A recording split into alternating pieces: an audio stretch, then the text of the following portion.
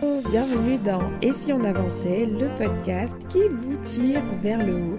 Ici, Marielle, consultante en organisation et en productivité, et je suis ravie de vous retrouver pour ce nouvel épisode après une pause estivale qui m'a fait un grand bien. J'espère que cet épisode vous trouve en bonne forme, que vous avez bien profité de votre été. Si vous écoutez cet épisode, au mois de septembre, au moment où il sortira. Donc j'espère que vous avez bien profité de votre été, que vous redémarrez en fait avec un max de motivation et surtout d'engagement et que vous êtes déterminé en fait à avancer sur vos projets, à vous donner les moyens d'atteindre vos objectifs. En tout cas, de mon côté, c'est le cas et pour mon retour, j'ai choisi un sujet de circonstance qui vous parlera sûrement, en tout cas qui parlera sûrement à la majorité des personnes qui écouteront ce podcast à sa sortie, parce qu'aujourd'hui, on va parler du fait de reprendre le rythme après une période d'arrêt, après une période où on n'a pas travaillé. Donc c'est le cas lorsque on revient de vacances, mais ça peut être aussi pour vos congés d'été, vos congés, je me répète un peu, mais vos congés de maternité, un congé parental, une pause liée à quelconque problématique personnelle. Bref, vous avez été amené durant une période donnée à ne pas travailler et forcément la reprise n'est pas forcément évidente. Reprendre le travail, ce n'est pas évident. Reprendre un rythme quand on a perdu ses habitudes, ce n'est pas évident. Et aujourd'hui, je vais vous partager quelques conseils en fait pour reprendre un rythme après une période d'arrêt, pour retrouver une certaine efficacité. Ce qui se passe après une période d'arrêt, c'est que souvent, on se met à son bureau, on se dit qu'on va travailler, mais voilà. Ce qui se passe, c'est que parfois, on peut avoir perdu des habitudes. C'est-à-dire que si vous aviez l'habitude, par exemple, de vous réveiller à 7 heures, peut-être qu'aujourd'hui, vous avez tendance à vous réveiller à 8 heures et à vouloir dormir encore plus, à procrastiner votre réveil parce que vous avez perdu l'habitude de vous réveiller à 7 heures. Ça peut être aussi le fait de ne pas parvenir à rester concentré très longtemps, notamment pendant les périodes de vacances. Peut-être que vous avez eu tendance à traîner plus souvent sur les réseaux sociaux, à passer plus de temps à regarder des séries, etc. Et peut-être que vous avez perdu un peu la qualité de la concentration que vous auriez pu avoir auparavant. Et donc, du coup, le fait de vous concentrer tout de suite là sur un travail qui vous demandera de la réflexion et un bon jus de cerveau, peut-être que c'est compliqué pour vous. Sinon, parfois, c'est tout simplement la flemme. Si vous êtes parti en plus dans un endroit paradisiaque ou un endroit qui vous plaît, vous êtes peut-être là à vous dire « Ah, comme c'était bien !» à imaginer reconstruire votre vie là-bas. Bref, vous êtes ailleurs. En gros, il se peut, après une période d'arrêt, que vous ayez du mal à vous y remettre. Et j'aimerais vous dire que c'est complètement normal en fait.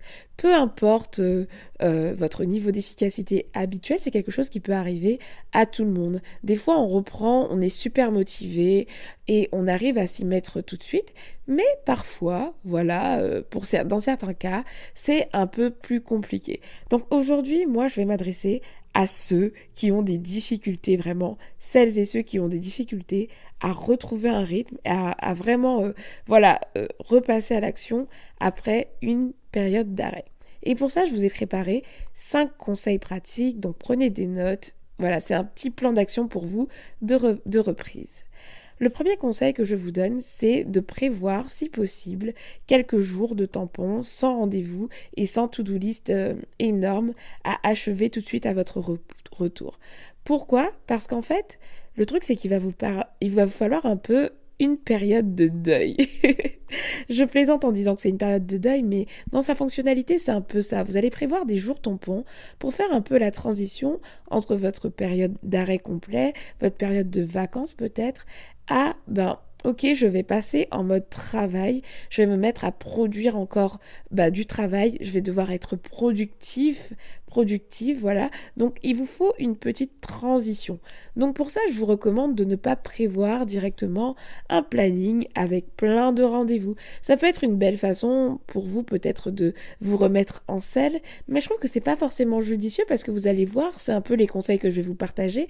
Il y a pas mal de petites actions que vous pouvez mettre en place en fait qui ne nécessitent pas, du coup, qui ne vous demanderont pas de voir du monde, des actions en fait de clarification qui sont nécessaires pour un démarrage efficace que vous pourrez caler durant ces jours-là. Donc le but, ce n'est pas d'avoir une zone tampon juste pour ne rien faire encore une fois, mais c'est pour profiter en fait de ces 2 jours-là, ou alors une journée ça peut suffire pour faire le point et faire des activités comme le fait par exemple de vous actualiser au niveau de vos mails, de faire de la veille sur ce qui s'est passé dans votre secteur peut-être durant votre absence, pour ranger, pour faire un petit plan d'action, notamment le plan d'action que je vais vous proposer aujourd'hui. Ça peut être l'occasion ce jour-là ou ces jours-là de le dérouler tranquillement. En gros, ces jours tampons, ils sont là pourquoi ? Ils sont tout simplement là pour vous aider à clarifier. Le maître mot des journées tampons, c'est la clarté. On retrouve de la clarté après une période où c'était peut-être un peu brouillon au niveau du travail. On va se poser pour clarifier tout ça. Donc, je vous recommande de bloquer au moins une journée, si vous ne pouvez pas aller une demi-journée, à dédier à la clarté, à votre reprise. Deuxième conseil, c'est de vider votre cerveau. Peut-être que vous avez accumulé plein de pensées, plein de choses, plein de questionnements, plein de raisonnements, plein d'idées dans votre cerveau durant cette période d'arrêt. Peut-être que ces idées, ces choses-là, vous n'avez pas pris le temps de les noter, de les démêler. Alors, moi, je vous recommande vraiment de prendre un peu de temps pour vider votre cerveau. Déjà, il y a 2 parties en fait. De vidage de cerveau, entre guillemets, vous allez faire le vide sur d'abord une forme de journaling, vous allez vous poser des questions, et donc là c'est de l'écriture un peu libre, vous allez peut-être émettre vos leçons apprises, faire tout simplement un flot de pensée, vous allez juste mettre à l'écrit ce que vous avez en tête. Après, d'une manière un peu plus structurée, vous avez également la possibilité de lister les idées que vous avez eues durant cette période d'arrêt, des idées de contenu si vous produisez du contenu, des idées de projet, un nouvel objectif. Vous allez tout noter. Donc ça, c'est la partie structurée.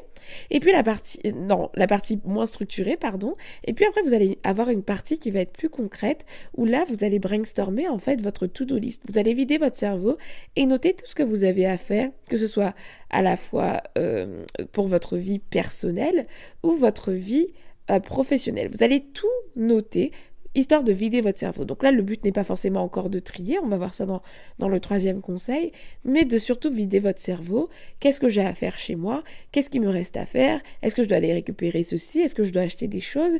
Est-ce que je dois faire ça pour mon business ? Est-ce que je dois envoyer quelque chose ? Bref, vous allez essayer tout simplement de vider votre cerveau.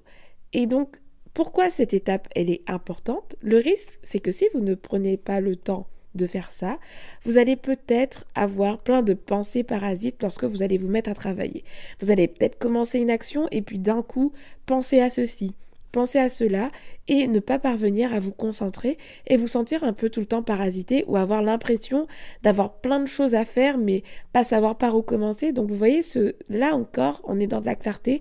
C'est typiquement une tâche à mettre dans votre to-do list de reprise après une période d'arrêt, c'est de vider votre cerveau. Donc prenez le temps de vider votre cerveau, c'est très très important. 3e conseil, faites le point sur vos priorités à venir. Parce qu'après avoir vidé votre cerveau, il se peut que vous ayez la sensation d'avoir plein de choses à faire. Sauf que toutes ces choses, vous n'allez pas pouvoir tout faire et vous ne devez absolument pas tout faire parce que vous risquez de manquer d'efficacité. Le but, c'est d'être efficace. Donc, vous allez faire appel à votre super système de priorisation. Vous allez vous demander, qu'est-ce qui est essentiel ? Vous allez faire un tri. Et pour ça, je vous recommande de procéder d'abord comme ça, en partant de vos objectifs.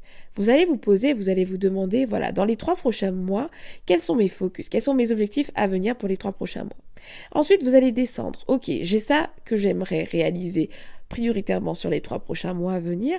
Ok, quels seront mes focus du mois à venir pour commencer à avancer sur ces choses que j'aimerais accomplir d'ici 3 mois. Et vous allez, réduire. Sur ce mois-là, j'aimerais faire ceci, cela, etc. Ensuite, vous allez, après avoir identifié les priorités du mois, vous allez redescendre dans l'échelle.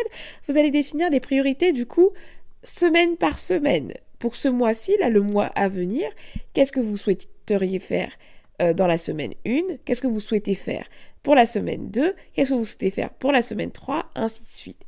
Et développer ça jusqu'à obtenir des tâches concrètes à planifier finalement jour par jour. Mais vous voyez, vous allez essayer de définir d'abord des priorités sur 3 mois pour avoir des gros focus. Exemple, si vous êtes entrepreneur, que dans 3 mois, vous souhaitez sortir une formation, vous allez définir du coup que l'une de vos priorités pour les 3 mois à venir, c'est que d'ici 3 mois, vous souhaiteriez sortir la formation X. Pour le mois à venir, votre focus, c'est de faire un état des lieux global et de construire le corpus de la formation, voilà. Et peut-être que votre focus du coup de la semaine, ça va être de faire un benchmarking, donc de comparer différentes formations sur la thématique pour voir un peu quel sommaire vous allez pouvoir proposer.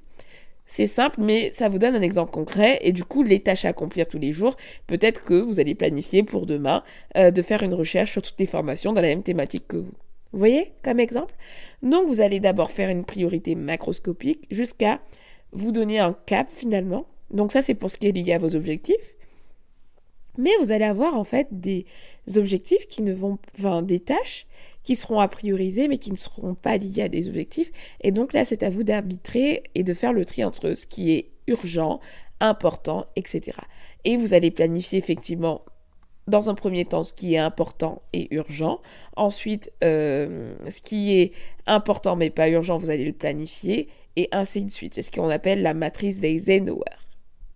Et donc voilà, 3e conseil, c'est de prioriser. 4e conseil, je vous encourage à faire un check-up complet de vos habitudes. Pourquoi ? Parce que les habitudes, c'est vraiment la clé. Si vous voulez retrouver un rythme, finalement, qu'est-ce qui se cache derrière le rythme ? C'est un ensemble d'habitudes. Quand je vous dis que vous aimeriez reprendre un rythme, c'est que vous aimeriez retrouver des habitudes. Et quelles sont ces habitudes en fait ? Est-ce que vous souhaitez reprendre d'ailleurs exactement le même rythme ? Qu'est-ce que vous souhaitez changer ? Est-ce que vous souhaitez changer quelque chose ? Faites le point sur vos habitudes. Et pour ça, comment vous allez procéder ? Vous allez vous poser, vous allez vous demander, voilà, quelles sont les habitudes que j'ai à l'heure actuelle ? Ça peut être à quelle heure vous vous réveillez ? Le matin, qu'est-ce que vous faites ? Le soir, qu'est-ce que vous faites ? Le midi, qu'est-ce que vous faites ? Voilà. Vous allez lister vos habitudes, vous allez faire le point, vous allez vous demander qu'est-ce que je garde, qu'est-ce que je ne garde pas, voilà, où je mets mon focus. Vous allez faire le point sur tout ça et surtout, n'oubliez pas de donner du sens. C'est que toutes les habitudes que vous allez lister, n'oubliez pas de vous rappeler pourquoi vous les faisiez auparavant. Et pour les nouvelles, n'hésitez pas à définir un pourquoi. Pourquoi vous voulez intégrer cette nouvelle habitude. Ensuite, ces habitudes, je vous encourage à les planifier. Ça, on va le voir aussi dans le 5e conseil. Mais vous allez les planifier et vous allez aussi les suivre pour pouvoir, vous challenger finalement à retrouver votre rythme. Au début, je vous conseille de ne pas être trop ambitieux. Ça peut être 2 ou 3 habitudes que vous allez suivre. Par exemple, le fait de vous réveiller à une heure précise et de faire une activité particulière le matin, j'en sais rien. Vous allez suivre ces habitudes et petit à petit, vous allez les implémenter.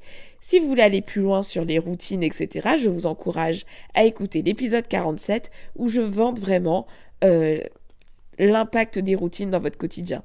Parce que vraiment, vous appuyez sur vos habitudes et sur des routines concrètes, c'est ce qui vous aidera finalement à retrouver un certain rythme, celui que vous avez perdu peut-être durant votre période d'arrêt, ce sont des habitudes finalement que vous avez perdues. Donc reconstruisez en fait cet écosystème dans lequel vous évoluez.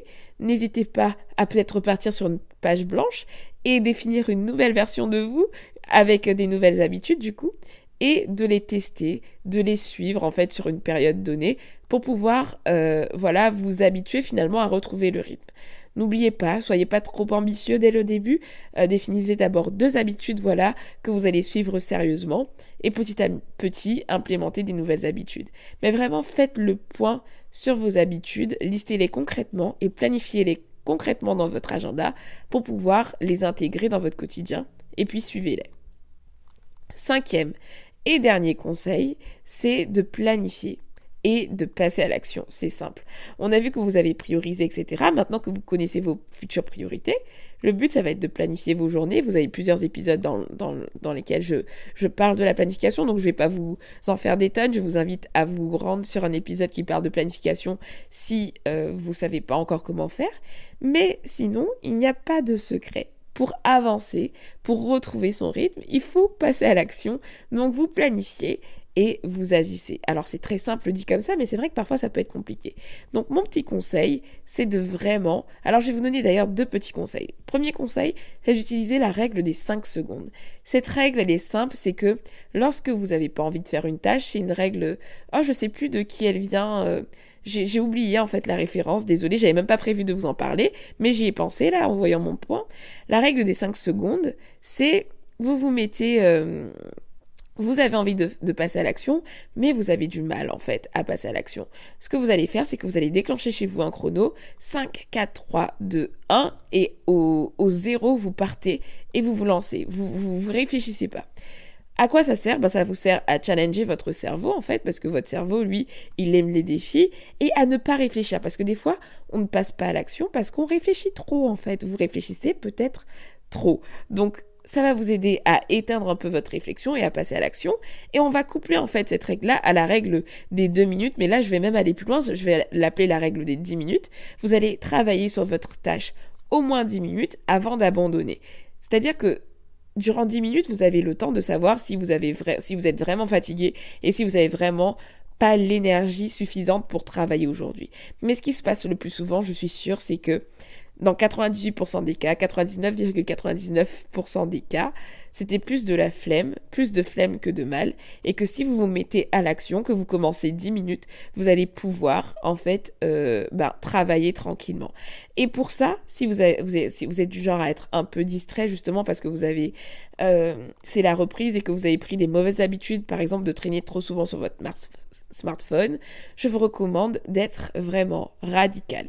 Donc votre téléphone en mode avion, ou alors vous le mettez dans une autre pièce, vous le laissez dans votre chambre, dans la cuisine, dans la salle de bain, je sais pas, mais vous éloignez complètement votre smartphone pour ne pas avoir de tentation, et vous travaillez vraiment en mode focus.